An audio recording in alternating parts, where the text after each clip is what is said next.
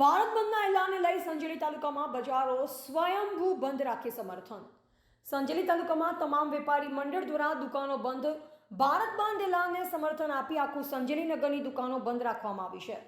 21 August Bharat બંધના એલાનમાં દલિત અને આદિવાસી સમુદાયની અનામતના સંદર્ભમાં સુપ્રીમ કોર્ટ દ્વારા પેટા જાતિનું વર્ગીકરણ કરવા તેમજ ક્રેમિલેયર લાગુ કરવા બાબતે આપવામાં આવેલ ચુકાદાના વિરોધમાં 21 ઓગસ્ટના રોજ ભારત બંધ સમર્થનમાં સંજેલી સજ્જડ બંધ.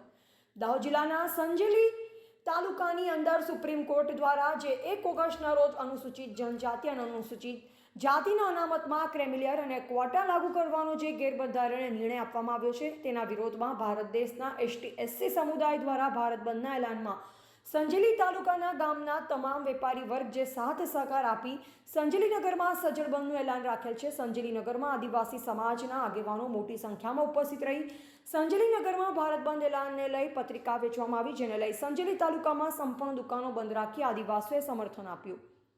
સુપ્રીમ કોર્ટના ચુકાદામાં SC/STના સમુદાય માટેના જે ચુકાદાના વિરોધમાં સંજેલી ભારત બંધના એલાનને આદિવાસીઓએ સમર્થન આપ્યું.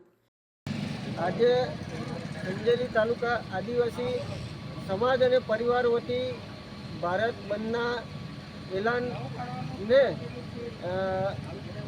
આજ રોજ 21 તારીખના રોજ અમે આગલા દિવસે પરિવાર વતી સંજેલી તાલુકાના તમામ વેપારી મંડળને અને આજુબાજુના લોકોને સમર્થન માટે પત્રિકા છપાવી આમંત્રણ આપ્યું હતું અને ભારત બંધને સમર્થન તમામ વેપારી મંડળે આપ્યું છે.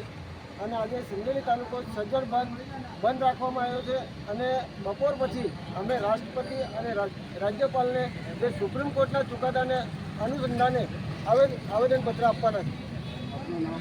દિનેશભાઈ તાવિયા. રિપોર્ટર વિજય ચરપોટ, સંજેલી.